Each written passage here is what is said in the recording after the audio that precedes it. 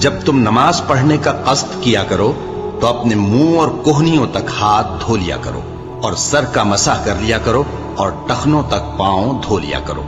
اور اگر جنابت کی حالت میں ہو تو نہا کر پاک ہو جایا کرو، اور اگر بیمار ہو یا سفر میں ہو یا کوئی تم میں سے بیت الخلا سے ہو کر آیا ہو یا تم نے عورتوں سے مقاربت کی ہو، پھر تمہیں پانی نہ مل سکے تو پاک مٹی لو اور اس سے منہ اور ہاتھوں کا مسح یعنی تیمم کر لو۔ اللہ تم پر کسی طرح کی تنگی نہیں کرنا چاہتا، بلکہ یہ چاہتا ہے کہ تمہیں پاک کرے اور اپنی نعمتیں تم پر پوری کرے تاکہ تم شکر کرو۔ اور اللہ نے جو تم پر احسان کیے ہیں ان کو یاد رکھو، اور اس کے عہد کو بھی جس کا تم سے قول لیا تھا، یعنی جب تم نے کہا تھا کہ ہم نے اللہ کا حکم سن لیا اور قبول کیا۔